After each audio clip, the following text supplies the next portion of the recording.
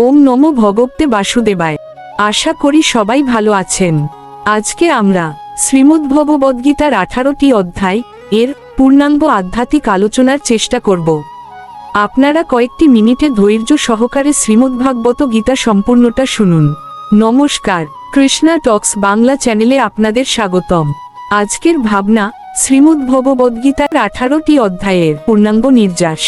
আজ আমরা কোনো সাধারণ কাহিনী নয়, বরং খোদ পরমেশ্বর ভগবান শ্রীকৃষ্ণের মুখনিসৃত অমৃতবাণীর সেই দিব্য ভ্রমণে বের হব, যা গত 5000 বছর ধরে কোটি কোটি দিশেহারা মানুষকে আলোর পথ দেখিয়ে আসছে। এই 18টি অধ্যায় কেবল প্রাচীন শ্লোক নয়, এগুলি হলো আমাদের জীবনের প্রতিটি জটিল সমস্যার সমাধান এবং গোলকধামে ফিরে যাওয়ার 18টি নিশ্চিত সোপান। আসুন, হৃদয়ের সমস্ত ভক্তি ও একাগ্রতা দিয়ে আমরা এই সুগভীর সারাংশটি অনুভব করি। অধ্যায় 1, অর্জুন বিষাদ যোগ। কুরুক্ষেত্রের সেই বিশাল রণপ্রাঙ্গণে যখন পাণ্ডব ও কৌরব পক্ষ মুখোমুখি, ঠিক যুদ্ধের পূর্ব মুহূর্তে মহাবীর অর্জুন নিজের পিতামহ, গুরু এবং ভাইদের সামনে দেখে মায়ার মোহে আচ্ছন্ন হলেন। তার গান্ডীব হাত থেকে খসে পড়ল, তিনি বিষাদে ভেঙে পড়লেন। এই অধ্যায় আমাদের শেখায় যে জীবনের বড় কোনো সিদ্ধান্ত বা কঠিন কর্তব্যের সামনে দাঁড়িয়ে ভয়, দ্বিধা বা মায় পথ হারানো মানুষের সহজাত স্বভাব। কিন্তু সেই বিষাদকে আঁকড়ে ধরে বসে থাকলে চলে না। অর্জুনের এই মানসিক সংকটই হল গীতার সূচনার বীজ, যা আমাদের শেখায় অন্ধকার থেকেই আলোর যাত্রা শুরু হয়। অধ্যায় 2, সাংখ্য যোগ। এই অধ্যায়কে গীতার সারসংক্ষেপ বলা হয়। এখানে ভগবান অর্জুনকে আত্মার অবিনাশী ধর্মের কথা বলেছেন। তিনি বুঝিয়েছেন, শরীর জীর্ণ বস্ত্রের মতো, যা আমরা ত্যাগ করি, কিন্তু আত্মা অমর। নৈনং ছিন্দন্তি শাস্ত্রাণি, আত্মাকে অস্ত্র কাটতে পারে না, আগুন পোড়াতে পারে না। এই অধ্যায় আমাদের মৃত্যুভয় থেকে মুক্ত করে জীবনের প্রকৃত ভিত্তি স্থাপন করে। ভগবান এখানে স্থিতপ্রজ্ঞ হওয়ার শিক্ষা দিয়েছেন, অর্থাৎ সুখ দুঃখে বিচলিত না হয়ে কিভাবে পাথরের মতো অটল থাকতে হয়, তাই হলো এই অধ্যায়ের পরম প্রাপ্তি। অধ্যায় 3, কর্মযোগ। মানুষ কর্ম ছাড়া এক মুহূর্তও থাকতে পারে না, কিন্তু অধিকাংশ মানুষ কর্ম করে ফলের আশায়, যা তাকে বন্ধনে ফেলে। ভগবান এখানে শিখিয়েছেন নিষ্কাম কর্মযোগ। কাজ করুন কেবল কর্তব্য জ্ঞানে, ফলের প্রত্যাশা ত্যাগ করে। যখন আপনি নিজের কাজকে ভগবানের সেবা মনে করে করবেন, তখন সেই কর্মই আপনার মুক্তির কারণ হবে। কর্ম ত্যাগ করা বড় কথা নয়, কর্মের প্রতি আসক্তি ত্যাগ করাই হলো প্রকৃত সাধনা। অধ্যায় 4, জ্ঞানযোগ। জ্ঞান ও কর্মের অপূর্ব সমন্বয় এই অধ্যায় বর্ণিত। ভগবান এখানে তার অবতার তত্ত্বের রহস্য উন্মোচন করেছেন, যোদা যোদা হি ধর্মস্য গ্লানির্ভবতি ভারত। তিনি জানিয়েছেন, দিব্য জ্ঞানী হল পরম পবিত্র বস্তু, যা মানুষের সমস্ত পাপ ও অজ্ঞানতাকে ভস্মীভূত করে দেয়। কেবল বই পড়ে নয়, উপযুক্ত গুরুর কাছে বিনম্রভাবে জিজ্ঞাসা করে যে জ্ঞান অর্জিত হয়, তাই মানুষকে মোহ সমুদ্র থেকে পার করে দেয়। অধ্যায় 5, কর্মসন্ন্যাস যোগ। বাইরে থেকে কর্মে লিপ্ত থেকেও অন্তরে কিভাবে সন্ন্যাসী হওয়া যায়, এটি এই অধ্যায়ের মূল কথা। অনেকে মনে করেন ঘর বাড়ি ছেড়ে বনে যাওয়াই ত্যাগ, কিন্তু ভগবান বলছেন আসক্তি ত্যাগ করাই আসল সন্ন্যাস। পদ্মপাতা যেমন জলে থেকেও ভেজে না, তেমনি যে ব্যক্তি নিজের কর্মফল ভগবানের চরণে অর্পণ করেন, জগতের কোনো পঙ্কিলতা তাকে স্পর্শ করতে পারে না। অধ্যায় 6, ধ্যান যোগ। মন হলো আমাদের সবচেয়ে বড় শত্রু, আবার এই মনই হতে পারে আমাদের পরম বন্ধু। এই অধ্যায় ভগবান মনকে নিয়ন্ত্রণ করার জন্য ধ্যানের পথ দেখিয়েছেন। উপযুক্ত আহার, বিহার এবং অভ্যাসের মাধ্যমে কিভাবে চঞ্চল মনকে ভগবানের জ্যোতিতে স্থির করা যায়, তা এখানে বিশদভাবে বলা হয়েছে।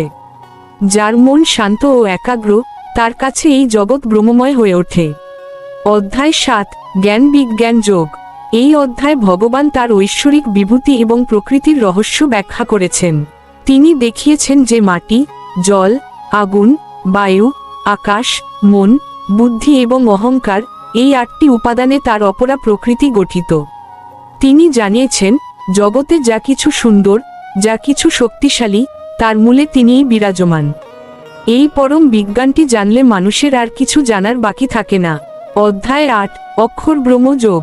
মৃত্যু ও পরলোকের গভীর রহস্য এখানে উন্মোচিত। মৃত্যুর সময় মানুষের মনে যে চিন্তা থাকে, সে সেই গতি প্রাপ্ত হয়। তাই ভগবান অর্জুনকে নির্দেশ দিয়েছেন, মাম্নুষর যুধ চ, অর্থাৎ আমাকে স্মরণ করো এবং নিজের যুদ্ধ অর্থাৎ কর্তব্য পালন করো। সারা জীবন ভগবানের নিরন্তর নামস্মরণ করলে অন্তিমকালে মোক্ষ লাভ নিশ্চিত হয়। অধ্যায় 9, রাজবিদ্যা রাজগুহ্য যোগ। এটি হল পরম গোপনীয় এবং অত্যন্ত পবিত্র জ্ঞান। ভক্তির অসীম শক্তির কথা এখানে পরম মমতায় বর্ণিত হয়েছে। ভগবান এখানে ভক্তের প্রতি তার পরম করুণা প্রকাশ করে অভয় দিয়ে বলেছেন, ন মে ভক্ত প্রণশ্যতি, অর্থাৎ আমার ভক্তের কখনোই বিনাশ হয় না। তিনি জানিয়েছেন, এক বিন্দু জল, একটি ফুল বা একটি তুলসী পাতাও যদি কেউ ভক্তিভরে তাকে দেয়, তিনি তা পরম আদরে গ্রহণ করেন। ভক্তি হল রাজপথ, যাতে কোনো বাধা নেই। অধ্যায় 10, বিভূতি যোগ। সমগ্র সৃষ্টির অগণিত বৈচিত্র্যের মধ্যে ভগবানের বিশেষ প্রকাশগুলো এখানে বর্ণিত। তিনি বলেছেন, নদীর মধ্যে তিনি গঙ্গা, পর্বতের মধ্যে হিমালয়, নক্ষত্রের মধ্যে চাঁদ এবং মানুষের মধ্যে তিনি চেতনা। এই অধ্যায় পাঠ করলে আমরা বুঝতে পারি যে এই বিশাল বিশ্বের প্রতিটি ধূলিকণা এবং শ্রেষ্ঠত্বের প্রতিটি উপাদানে ভগবানের দিব্য রূপই প্রকাশিত হচ্ছে। অধ্যায় 11, বিশ্বরূপ দর্শন যোগ। অর্জুনের পরম আগ্রহে করুণাময় কৃষ্ণ তার অখিল ব্রহ্মাণ্ডব্যাপী বিশ্বরূপ প্রদর্শন করলেন। অর্জুন দেখলেন কোটি কোটি সূর্য একযোগে উদিত হয়েছে, স্বয়ং কালপুরুষ সবকিছু গ্রাস করছেন। এই ভয়াবহ অথচ মহিমান্বিত রূপ দেখে অর্জুন বুঝতে পারলেন, পরমেশ্বর কেবল এক ব্যক্তি নন, তিনি আদি অন্তহীন মহাকাল। এই দর্শন অর্জুনের সমস্ত অহংকার চূর্ণ করে তাকে এক পরম ভক্তে পরিণত করেছিল। অধ্যায় 12, ভক্তিযোগ। ভগবানের সান্নিধ্য পাওয়ার যতগুলো পথ আছে, তার মধ্যে ভক্তি হল সবচেয়ে মধুর এবং সহজ। এই অধ্যায় আমাদের শেখায় ভক্তের লক্ষণ কি। যারা হিংসাহীন, দয়ালু, ক্ষমাশীল এবং ভগবানে সমর্পিত প্রাণ, তারাই ভগবানের অত্যন্ত প্রিয়। যারা সাকার বা নিরাকার যেভাবেই তাকে ডাকুক না কেন, অনন্য ভক্তি থাকলেই মুক্তি অবধারিত।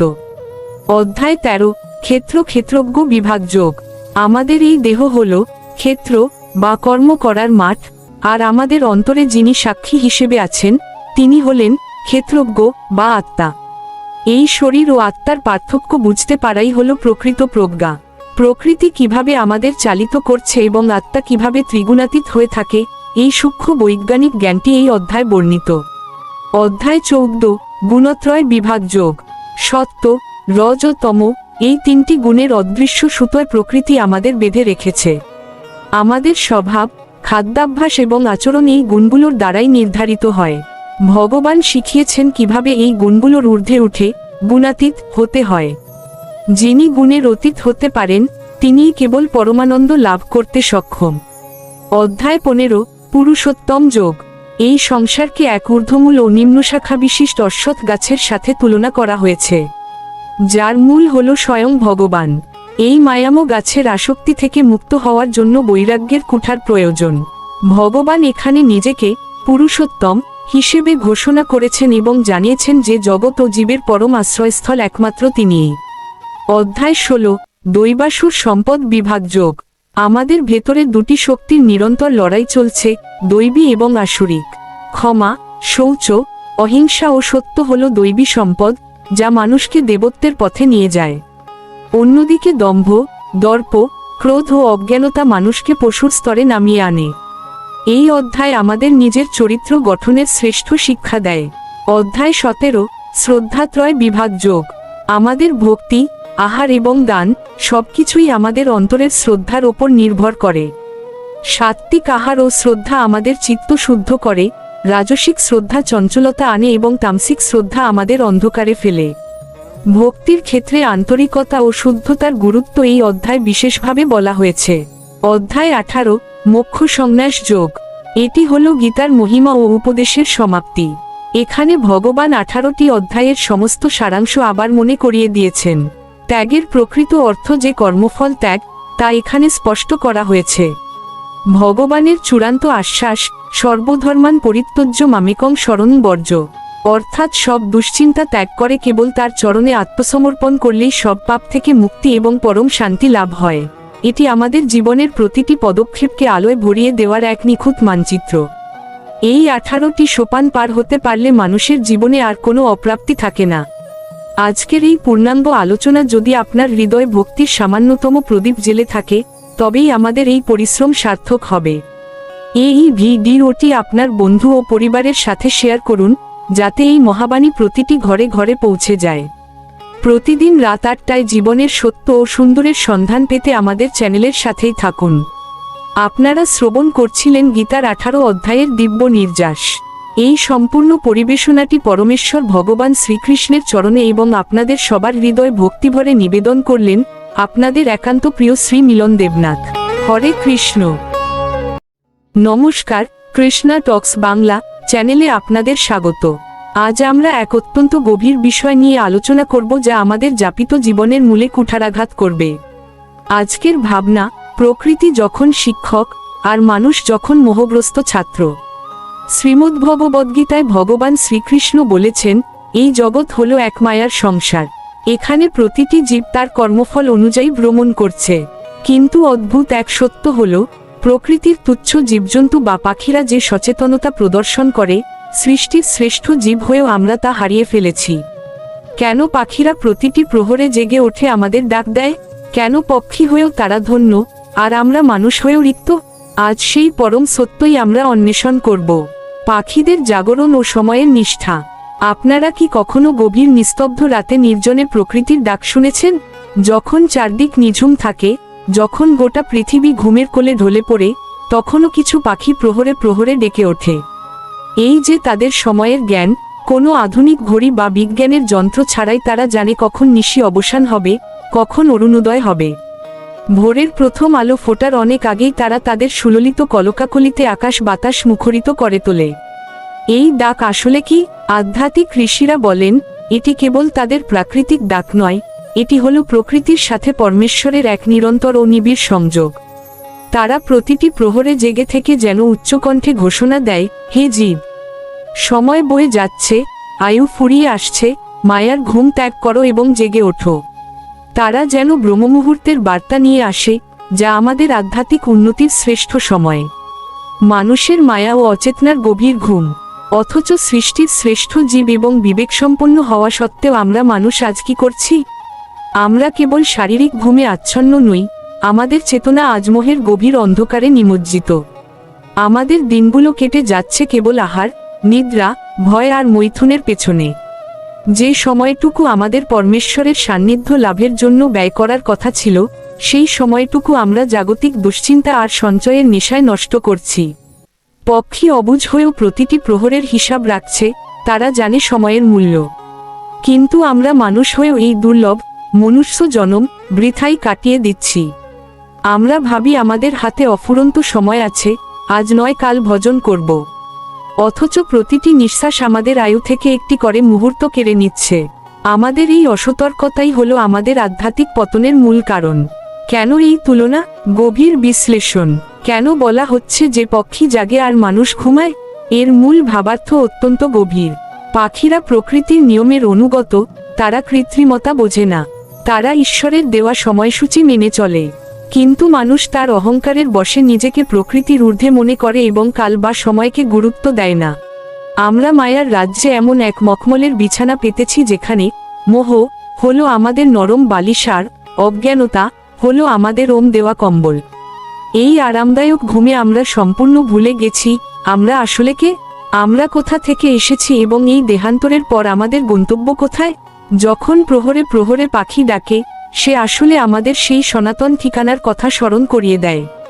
সে আমাদের কানে কানে বলে যায়, ওরে মানুষ, এই সংসার তো পান্থশালা, এখানে স্থায়ী হওয়ার বাসনা ত্যাগ করে আপন আলয়ে ফেরার প্রস্তুতি নে। ভগবান শ্রীকৃষ্ণের শিক্ষা ও আমাদের বর্তমান অবস্থা। কুরুক্ষেত্রের প্রান্তরে ভগবান শ্রীকৃষ্ণ যখন অর্জুনকে দিব্যাজ্ঞান প্রদান করছিলেন, তখন অর্জুনও কিন্তু এক প্রকার অচেতনার ঘোরে বা মোহাচ্ছন্ন অবস্থায় ছিলেন। তিনি নিজের রাজধর্ম এবং ক্ষত্রিয় কর্তব্য ভুলে গিয়ে মোহের বশবর্তী হয়ে গান্ডীব ত্যাগ করেছিলেন। আজকের সাধারণ মানুষের অবস্থাও ঠিক অর্জুনের মতো। আমাদের চারপাশের অতি তুচ্ছ জীবজন্তু তাদের সহজ ধর্ম পালন করছে, সূর্য ঠিক সময়ে উঠছে, নদী বয়ে যাচ্ছে, পাখিরা ডাকছে। কিন্তু আমরাই কেবল আমাদের আসল ধর্ম, অর্থাৎ সনাতন ধর্ম বা ভগবানের সেবা এবং আত্মোন্নতি ভুলে বসে আছি। ভগবান গীতায় বারবার নির্দেশ দিয়েছেন, উত্তিষ্ঠৎ জাগ্রত, অর্থাৎ উঠে দাঁড়াও, মোহমুক্ত হও এবং নিজের স্বরূপকে জানো। প্রকৃতি যখন শিক্ষক পাখিদের বিশ্বাস। একটু ভাবলে অবাক হতে হয়, পাখিরা কি কখনো আগামীকাল কি খাবে তা নিয়ে দুশ্চিন্তা করে? তারা কি কোনো গুদামঘরে শস্য জমা করে রাখে? না, তারা পরমেশ্বরের ওপর পূর্ণ বিশ্বাস রেখে প্রহরে প্রহরে আনন্দগান গায়। তারা জানে, যিনি জীবন দিয়েছেন, আহারের ব্যবস্থাও তিনিই করবেন। আর আমরা মানুষ, আমাদের ব্যাংকে টাকা আছে, ঘরে অন্য আছে, তবুও আমরা আগামী 10 বছরের দুশ্চিন্তায় বর্তমানের শান্তি বিসর্জন দেই। সারা রাত আমরা চিন্তার অনলে দগ্ধ হই, আর যখন আধ্যাত্মিক জাগরণের সময় হয়, তখন আমরা অচৈতন্য হয়ে পড়ে থাকি। পাখির এই প্রহরে প্রহরে ডাকা আসলে আমাদের অলস মনের ওপর এক একটি চাবুকের আঘাত। তারা আমাদের বিদ্রূপ করে বলে, সময় বয়ে যাচ্ছে, নাম জপ করার এবং পুণ্য অর্জন করার এখনই শ্রেষ্ঠ সময়। ফুরিয়ে গেলে আর ফিরে পাবে না। মায়ার ঘুম ভাঙানোর উপায়। এই অন্ধকার তন্দ্রা থেকে মুক্তি পাওয়ার একমাত্র উপায় হল শ্রীমদ্ভগবদ্গীতার দিব্য স্মরণ গ্রহণ করা। গীতাই হল সেই প্রজ্বলিত আলোকবর্তিকা যা আমাদের মনের চিরকালীন অন্ধকার দূর করতে সক্ষম। আমাদের হৃদয়ে যখন ভক্তির বীজ অঙ্কুরিত হবে, তখনই আমাদের এই আধ্যাত্মিক তন্দ্রা কাটবে। পাখির ডাক যেমন পার্থিব ভোরের আগমন বার্তা দেয়, তেমনি শাস্ত্রপাঠ, সাধুসঙ্গ এবং ভগবানের পবিত্র নাম আমাদের হৃদয় পরম জ্ঞানের সূর্যোদয় ঘটায়। আসুন, আজ থেকে আমরা একটু সচেতন হই। প্রকৃতির প্রতিটি ধূলিকণা, প্রতিটি লতা পাতা আমাদের কিছু না কিছু শেখাতে চাইছে। সেই ক্ষুদ্র পাখিটিও যখন প্রতিটি প্রহরে ডেকে ওঠে, তখন সেটি যেন আমাদেরই উদ্দেশ্যে করুণ সুরে মিনতি করে, ওরে মানুষ, কত কাল আর ঘুমাবি? এবার নয়ন মেলো, গোবিন্দের রূপ দেখো, তার চরণে শরণ নাও। জীবনের শেষ প্রহরটি আসার আগেই যদি আমরা না জাগি, তবে এই অমূল্য মানব জীবন কেবল এক দীর্ঘ ঘুমের স্বপ্ন হয়েই শেষ হয়ে যাবে। তাই আসুন, মোহের কম্বল ছুঁড়ে ফেলে আমরা সেই পরমেশ্বরের পথে যাত্রা শুরু করি। আজকের এই আলোচনাটি যদি আপনার অন্তরের সুপ্ত চেতনাকে সামান্যতম স্পর্শ করে থাকে, তবে ভিডিওটি একটি লাইক দিয়ে আমাদের উৎসাহিত করুন। প্রকৃতির কোন বিষয়টি আপনাকে ভগবানের অসীম মহিমার কথা মনে করিয়ে দেয়, তা অবশ্যই কমেন্টে আমাদের লিখে জানান। আপনার একটি শেয়ার হয়তো অন্য কোনো বিভ্রান্ত বা ঘুমন্ত মানুষকে জাগিয়ে তুলতে সহায়তা করতে পারে। প্রতিদিন রাত 8টায় আমাদের এই বিশেষ আধ্যাত্মিক আয়োজনে শামিল হতে কৃষ্ণা টক্স বাংলা চ্যানেলটি সাবস্ক্রাইব করে বেল আইকনটি প্রেস করে রাখুন। আমাদের এই পথচলা অত্যন্ত বিনয়ের সঙ্গে আপনাদের কাছে উপস্থাপন করা হয় শ্রী মিলন দেবনাথের সুনিপুণ তত্ত্বাবধানে এবং পরমেশ্বর ভগবান শ্রীকৃষ্ণের পরম করুণায় আমাদের এই ক্ষুদ্র প্রচেষ্টা। সবাই ভালো থাকুন, সুস্থ থাকুন এবং শ্রীকৃষ্ণের চরণে মতি রেখে জীবনকে সার্থক করে তুলুন। হরে কৃষ্ণ। নমস্কার, কৃষ্ণা টক্স বাংলা চ্যানেলে আপনাদের স্বাগতম। আজকের এই বিশেষ আয়োজনটি আমাদের সবার প্রাণের আধার পরমেশ্বর ভগবান শ্রীকৃষ্ণের মুখনিসৃত অমৃতবাণী শ্রীমদ্ভগবদ্গীতার শুভ আবির্ভাব তিথি বা গীতা জয়ন্তী নিয়ে। একটি বইয়েরও জন্মদিন হয়, শুনতে সাধারণ মনে হলেও শ্রীমদ্ভগবদ্গীতা কোনো সাধারণ গ্রন্থ নয়। এটি জগতের একমাত্র গ্রন্থ যা কোনো মানুষের লেখা নয়, বরং স্বয়ং ভগবানের কণ্ঠস্বর। আজ আমরা জানব কেন 5000 বছরেরও বেশি সময় ধরে এই গীতা আজও আমাদের প্রতিটি নিঃশ্বাসের সঙ্গী হয়ে আছে। গীতার জন্মদিন মানে কি? আমরা যখন কারো জন্মদিন উদযাপন করি, তখন আমরা একটি নির্দিষ্ট তারিখ বা বছরের কথা ভাবি। কিন্তু গীতার জন্মদিন কোনো সীমাবদ্ধ কালখণ্ড নয়। গীতার জন্ম মানে হল মানবজাতির চরম মোহ, অন্ধকার এবং বিষাদের মধ্যে একটি চিরন্তন দিব্য আলোর প্রকাশ। যেদিন কুরুক্ষেত্রের রণপ্রাঙ্গণে মানুষের সব যুক্তি হার মেনে গিয়েছিল, সেদিন পরম করুণাময় শ্রীকৃষ্ণ মানুষের হাত ধরে আলোর পথ দেখিয়েছিলেন। তাই গীতা জয়ন্তী মানে কেবল একটি তিথি নয়, এটি আমাদের চেতনার পুনর্জাগরণের দিন। কোথায় জন্ম নিল এই মহান বাণী? আশ্চর্যের বিষয় হল, গীতার জন্ম কোনো শান্ত মন্দিরে হয়নি, কোনো নির্জন অরণ্যের আশ্রমেও হয়নি। গীতার জন্ম হয়েছে রণক্ষেত্রের বিভীষিকার মাঝে, কুরুক্ষেত্রে, যেখানে চারদিকে যুদ্ধের দামামা বাজছে, স্বজনদের রক্তপাতের ভয়, সংশয় আর অশান্তি। ঠিক সেই প্রতিকূল পরিবেশে দাঁড়িয়ে ভগবান শ্রীকৃষ্ণ জীবনের সবচেয়ে শান্ত এবং গভীর কথাটি বলেছিলেন। এর গভীর অর্থ হল, আমাদের জীবন যখন অশান্তির আগুনে জ্বলবে, তখনই গীতা আমাদের হৃদয়ে শান্তির প্রলেপ দেবে। কেন যুদ্ধক্ষেত্রকেই বাছা হলো এই আবির্ভাবের জন্য? অনেকে প্রশ্ন করেন, ভগবান কেন অর্জুনকে শান্ত কোনো জায়গায় নিয়ে গিয়ে উপদেশ দিলেন না? কারণ জীবন নিজেই একটি যুদ্ধক্ষেত্র। আমরা প্রতিদিন লড়াই করি দায়িত্বের সাথে, অভাবের সাথে, ভয়ের সাথে এবং নিজের অবাধ্য মনের সাথে। আমাদের মাথার ভেতর এক কুরুক্ষেত্র সবসময় চলছে। গীতা আমাদের শেখায়, সংসার বা যুদ্ধ থেকে পালিয়ে গিয়ে শান্তি পাওয়া যায় না, বরং যুদ্ধের ময়দানে অবিচল দাঁড়িয়ে থেকেই অন্তরের শান্তি খুঁজে নিতে হয়। এই শিক্ষাই গীতাকে বিশ্বের শ্রেষ্ঠ জীবন দর্শন হিসেবে প্রতিষ্ঠিত করেছে। অর্জুনের বিষাদ বনাম আমাদের দৈনন্দিন সংকট। কুরুক্ষেত্রের ময়দানে অর্জুন যখন গান্ডীব হাতে কাঁপছিলেন আর বলছিলেন, আমি লড়তে পারছি না, আমার সব জ্ঞান হারিয়ে যাচ্ছে, এই আরতিটি আসলে আজকের প্রতিটি মানুষের মনের আরতি। আমরাও তো মাঝে মধ্যে ভেঙে পড়ি, আমরাও তো দিশেহারা হয়ে বলি, এখন আমি কি করব? কোনটা ঠিক আর কোনটা ভুল? অর্জুনের সেই বিষাদযোগী হল গীতার প্রথম অধ্যায়। অর্থাৎ ভগবান আমাদের শেখাচ্ছেন, ভেঙে পড়া বা ভয় পাওয়া অপরাধ নয়, কিন্তু সেই অবস্থায় স্থির হয়ে ভগবানের আশ্রয় নেওয়াটাই হলো আসল মনুষ্যত্ব। ভগবান শ্রীকৃষ্ণ কেন গীতা বললেন? শ্রীকৃষ্ণ এই মহাবাণী নিজের কোনো প্রয়োজনে বলেননি। তিনি গীতায় বলেছেন, ন মে পার্থাস্তি কর্তব্যাং ত্রিষু লোকেষু কিঞ্চন। অর্থাৎ 3 লোকে তার কোনো কর্তব্য নেই, তার পাওয়ার মতো কিছুই নেই। তবুও তিনি গীতা বলেছেন আমাদের জন্য, যাতে আমরা কর্মের জালে আটকা না পড়ি, যাতে আমরা মোহের বশবর্তী হয়ে নিজের স্বরূপ ভুলে না যাই। গীতা হল পরম পিতার পক্ষ থেকে তার সন্তানদের জন্য দেওয়া একটি লাইফ ম্যানুয়াল বা জীবন পরিচালনার নির্দেশিকা। তিথি ও নক্ষত্র। গীতা জয়ন্তীর মহিমা। মার্গশীর্ষ মাসের শুক্লা একাদশী, যাকে আমরা মোক্ষদা একাদশী হিসেবেও জানি, এই পুণ্য তিথিতেই ভগবান শ্রীকৃষ্ণ মানবজাতিকে এই অমূল্য উপহার প্রদান করেন। এই দিনটি মনে করিয়ে দেয় যে 5000 বছর আগে সেই দিনটি কেবল ইতিহাসের একটি পাতা ছিল না, সেটি ছিল মানব সভ্যতার একটি নতুন মোড়।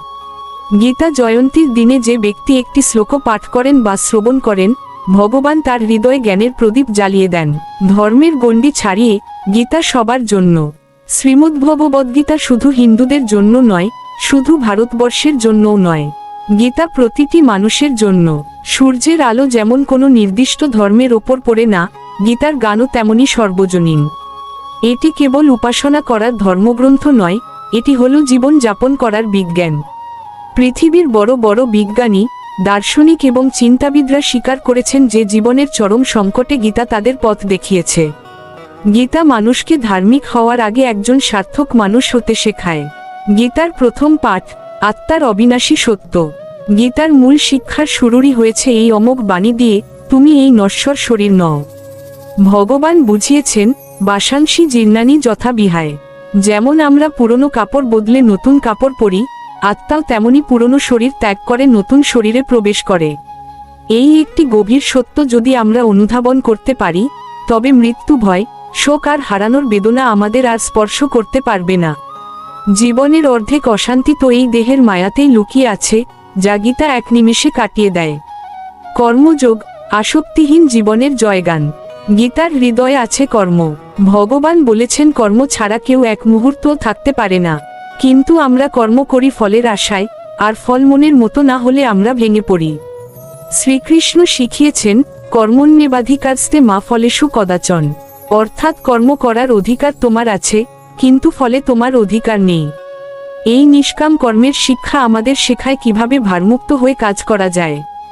সফলতায় অহংকার না করা এবং ব্যর্থতায় ভেঙে না পড়া, এটাই হলো গীতার কর্মযোগ। ভক্তি ছাড়া গীতা যেন শরীর ছাড়া প্রাণ। গীতা শুধু জ্ঞানের কোচকচানি নয়, গীতা শুধু কর্মের তালিকা নয়, গীতার প্রাণ হলো ভক্তি। 7ম অধ্যায় থেকে 12 অধ্যায় পর্যন্ত ভগবান শুধু ভক্তির মহিমা গেয়েছেন। তিনি বলেছেন, ভক্তা মাম্ভিজানাতি। ভক্তির মাধ্যমেই আমাকে চেনা যায়। জ্ঞান আমাদের বুঝিয়ে দেয় ঈশ্বর আছেন, কিন্তু ভক্তি আমাদের শেখায় আমরা তার এবং তিনি আমাদের। ভক্তি ছাড়া জ্ঞান শুষ্ক হয়ে যায়, আর ভক্তি যুক্ত হলে জীবন মধুময় হয়ে ওঠে। আধুনিক জীবনের জটিলতা ও গীতার সমাধান। আজকের মানুষ সব পেয়েও অশান্ত। কেন? কারণ সে জানে না সে কেন বাঁচছে। আমরা গ্যাজেট পেয়েছি কিন্তু শান্তি হারিয়েছি। গীতা আমাদের জীবনের উদ্দেশ্য চিনিয়ে দেয়। আজকের স্ট্রেস বা মানসিক চাপের প্রধান ওষুধ হলো গীতা। এটি আমাদের শেখায় কিভাবে বর্তমানের প্রতিটি মুহূর্তে উপস্থিত থাকতে হয় এবং ভগবানের ওপর পূর্ণ বিশ্বাস রেখে নিজের দায়িত্ব পালন করতে হয়। গীতা পড়লে মানুষ বুঝতে পারে সে একা নয়, স্বয়ং ঈশ্বর তার রথের সারথি হয়ে আছেন। দুঃখের দিনে গীতার নিবিড় সাহচর্য। যেদিন চারদিকের সব পথ বন্ধ হয়ে যায়, যেদিন আপনজনও মুখ ফিরিয়ে নেয়, সেদিন গীতা কথা বলে ওঠে। গীতা তখন কানে কানে বলে, মা সুচ, অর্থাৎ শোক করো না। গীতা কোনো অলীক কল্পনা দেয় না, বরং জীবনের রূঢ় বাস্তবতাকে হাসিমুখে গ্রহণ করার শক্তি যোগায়। পৃথিবীর কোনো কাউন্সিলর আপনাকে সেই শান্তি দিতে পারবে না, যা গীতার একটি শ্লোক পাঠ করলে আপনি অনুভব করবেন। গীতার জন্মদিন আমাদের কি শিক্ষা দেয়? এই দিনটি কেবল প্রদীপ ঝালানো বা ফুল দিয়ে সাজানোর দিন নয়। এই দিনটি আমাদের মনে করিয়ে দেয় যে আমরা কি গীতাকে কেবল আলমারিতে সাজিয়ে রেখেছি, নাকি জীবনে প্রয়োগ করছি। যদি আমরা আমাদের রাগকে নিয়ন্ত্রণ করতে না পারি, যদি আমরা হিংসা ত্যাগ করতে না পারি, তবে গীতা পড়া সার্থক হবে না। গীতার জন্মদিন তখনই সার্থক হবে যখন আমাদের ভেতরে একটুখানি কৃষ্ণভাব জাগ্রত হবে। গীতা পাঠ বনাম গীতা যাপন। অনেকে তোতা পাখির মতো শ্লোক মুখস্থ করেন, কিন্তু গীতা পাঠ মানে কেবল শব্দের উচ্চারণ নয়। গীতা পাঠ মানে হলো প্রতিটি শ্লোককে নিজের জীবনের সাথে মিলিয়ে দেখা। অর্জুন যখন গীতা একটি শ্লোক শুনেছিলেন, তিনি তার জীবন বদলে ফেলেছিলেন। আমরা যদি একটি শ্লোকও জীবনে ধারণ করতে পারি, যেমন সুখ দুঃখকে সমান দেখা, তবে আমাদের জীবন বদলে যেতে এক মুহূর্ত সময় লাগবে না। কেন গীতা কখনো পুরনো হয় না? 5000 বছর আগের বলা কথা আজও কেন এত প্রাসঙ্গিক? কারণ মানুষের মৌলিক সমস্যাগুলো কখনো বদলায় না। সেই কালেও ভয় ছিল, আজও আছে। সেই কালেও লোভ ছিল, আজও আছে। অহংকার আর মোহ তখনও মানুষকে বিভ্রান্ত করত, আজও করে। সময়ের সাথে পোশাক বদলেছে, প্রযুক্তি বদলেছে, কিন্তু মানুষের মন বদলায়নি। তাই গীতা হলো একটি চিরকালীন প্রেসক্রিপশন, যা সব যুগের সব রোগের মহৌষধ। গীতার জন্ম আজও প্রতিদিন হয়। আপনারা কি জানেন, গীতার জন্ম আজও প্রতিদিন হচ্ছে? যেদিন কোনো হতাশায় ডুবে যাওয়া মানুষ গীতার একটি শ্লোকের মাঝে নতুন করে বাঁচার আশা খুঁজে পায়, সেদিন গীতার নতুন জন্ম হয়। যেদিন কোনো লোভী মানুষ গীতা পাঠ করে ত্যাগের পথ বেছে নেয়, সেদিন গীতার নতুন জন্ম হয়। গীতা কেবল প্রাচীন ইতিহাস নয়, গীতা হলো প্রতিদিনের নবীন সত্য। আমাদের জীবনে গীতার প্রকৃত স্থান। বন্ধুরা, গীতা কেবল আলমারিতে লাল কাপড় দিয়ে মুড়িয়ে রাখার বস্তু নয়, গীতা হলো আমাদের জীবনের চালিকা শক্তি। গীতা সাজিয়ে রাখার জিনিস নয়, গীতা হলো বুক পকেটে রাখার মতো একটি কম্পাস, যা ভুল পথে গেলে আমাদের সঠিক পথের সংকেত দেয়। আমাদের সন্তানদের হাতে মোবাইল দেওয়ার আগে যদি আমরা গীতার শিক্ষা তুলে দিতে পারি, তবে ভবিষ্যতে তাদের আর কোনো মোটিভেশনাল স্পিকারের প্রয়োজন হবে না। শেষ অনুভব ও প্রতিজ্ঞা।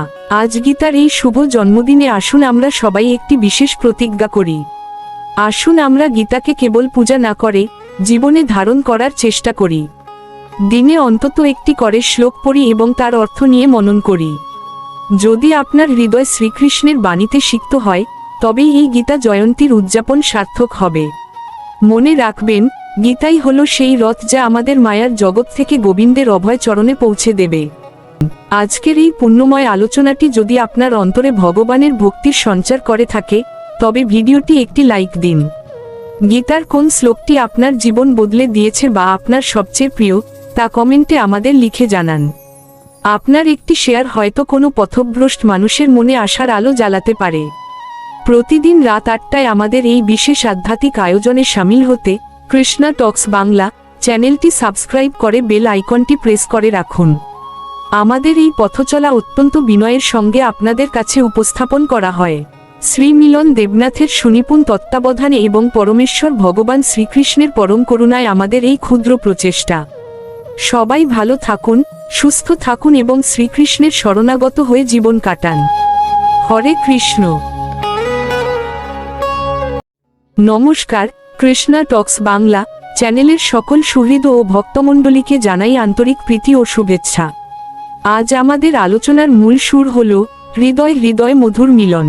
মহাভারতের বনপর্বে আমরা দেখেছি, জাগতিক জীবনের নানা ধাঁধার ভিড়ে মানুষ যখন পথ হারায়, তখন পরমেশ্বর কোনো না কোনো সংকেতের মাধ্যমে আমাদের পথ দেখান। আজকের এই বিশেষ নিবেদন আমাদের চেতনার ওপর জমে থাকা ধুলোবালি সরিয়ে সেই পরম মিলনের পথ প্রশস্ত করার এক অনন্য প্রচেষ্টা। আমরা চারপাশে তাকালে দেখি প্রকৃতি আমাদের নিরন্তর শিক্ষা দিয়ে চলেছে, কিন্তু প্রশ্ন হল, আমরা কি সেই সংকেত গ্রহণ করতে পারছি? আজ আমরা আলোচনা করব প্রকৃতির সেই অবুঝ পাখিদের নিয়ে, যারা প্রহরে প্রহরে জেগে ওঠে আমাদের সেই মধুর মিলনের সংকেত দেয়, অথচ আমরা মায়ার গভীর ঘুমে অচেতন হয়ে রিক্ত রয়ে গেছি। পাখিদের বিরহ ও মিলনের সুর। আপনারা কি কখনো ভেবে দেখেছেন, গভীর রাতে যখন সারা পৃথিবী নিস্তব্ধ, তখন কেন কিছু পাখি হঠাৎ ডেকে ওঠে? শাস্ত্রীয় দৃষ্টিতে একে কেবল জৈবিক প্রয়োজন বলা যায় না, এটি হলো বিরহী আত্মার মিলনের আকুতি। পাখিরা প্রহরে প্রহরে ডেকে ওঠার মাধ্যমে আসলে পরমাত্মার সাথে তাদের হৃদয়ের মিলনের ঘোষণা দেয়। কোনো ঘড়ি বা আধুনিক বিজ্ঞানের সাহায্য ছাড়াই তারা জানে নিশি অবসান হতে আর কত দেরি। তারা সময়ের এই অমোঘ ধারাকে চেনে। তাদের এই ডাক আসলে একটি প্রার্থনা, হে প্রভু, রাত ফুরিয়ে আসছে, সূর্যোদয়ের সাথে সাথে যেন তোমার মহিমা প্রচার করতে পারি। এই পাখিরা প্রকৃতির সেই সেবক, যারা প্রতিটি প্রহরে আমাদের হৃদয় করাঘাত করে বলে, সময় চলে যাচ্ছে, হে জীব, মায়ার ঘুম ছেড়ে এবার গোবিন্দের সাথে মিলনের উৎসবে জাগো। মানুষের হৃদয় অচেতনার দেয়াল, অথচ সৃষ্টির সেরা জীব মানুষ আজ হৃদয় হৃদয় মিলনের পরিবর্তে বিভেদ আর মোহের প্রাচীর তুলে দিয়েছে। আমরা কেবল শরীরের ঘুমে আচ্ছন্ন নই, আমরা আসলে অহংকারের গভীর ঘুমে অচেতন। আমাদের প্রতিটি দিন কেটে যাচ্ছে জাগতিক সঞ্চয় আর অনিত্য দুশ্চিন্তার পেছনে। যে হৃদয় শ্রীকৃষ্ণের বাঁশি বাজার কথা ছিল, সেখানে আজ কাম, ক্রোধ আর লোভের চিৎকার। পক্ষী অবুঝ হয়েও প্রকৃতির ছন্দে নিজের হৃদয়কে মিলিয়ে দেয়, আর আমরা মানুষ হয়েও এই মনুষ্য জনম বৃথাই কাটিয়ে দিচ্ছি। আমরা ভাবি আমাদের হাতে অনেক সময় আছে, অথচ প্রতিটি মুহূর্ত আমাদের আয়ু কেড়ে নিয়ে আমাদের মৃত্যুর দিকে এগিয়ে দিচ্ছে। আমরা ভুলে গেছি যে এই হৃদয়ের প্রকৃত মালিক হলেন শ্রীহরি। কেন এই ভিন্নতা? কেন বলা হচ্ছে পক্ষী জাগে আর মানুষ ঘুমায়? কারণ পাখিরা বর্তমান মুহূর্তে বাঁচে, তারা প্রকৃতির নিয়মের সাথে একাত্ম। কিন্তু মানুষ তার কল্পিত ভবিষ্যতের ভাবনা এবং অতীতের অনুশোচনায় বর্তমানকে হারিয়ে ফেলে। আমরা মায়ার রাজ্যে এমন এক আরামদায়ক বিছানা পেতেছি যেখানে মোহ হলো আমাদের বালিশ আর অজ্ঞানতা হলো আমাদের ভারী কম্বল। এই তন্দ্রাচ্ছন্ন অবস্থায় আমরা ভুলে গেছি আমাদের আদি উৎস এবং আমাদের পরম গন্তব্য। পাখি যখন প্রহরে প্রহরে ডাকে, সে আসলে আমাদের সেই বিস্মৃত গন্তব্যের কথা স্মরণ করিয়ে দেয়। সে আমাদের বলে, ওরে মানুষ, তুই যা খুঁজছিস তা বাইরে নয়, তোর হৃদয়ের মণিকোঠায় আছে।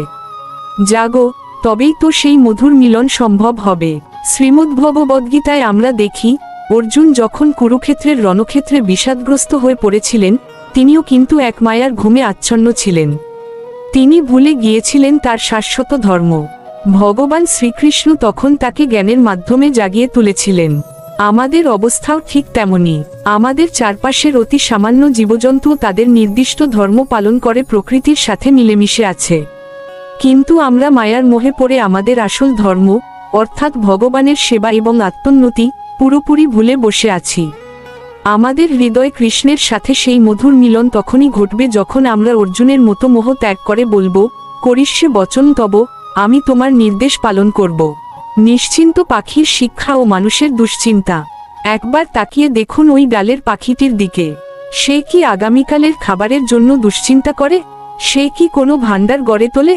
না, সে জানে যিনি ঠোঁট দিয়েছেন তিনি আহারও দেবেন। এই অটল বিশ্বাসই তাকে প্রহরে প্রহরে আনন্দগান গাইতে শক্তি যোগায়। আর আমরা মানুষ, সবকিছু হাতের মুঠোয় পেয়েও সারারাত দুশ্চিন্তায় ছটফট করি।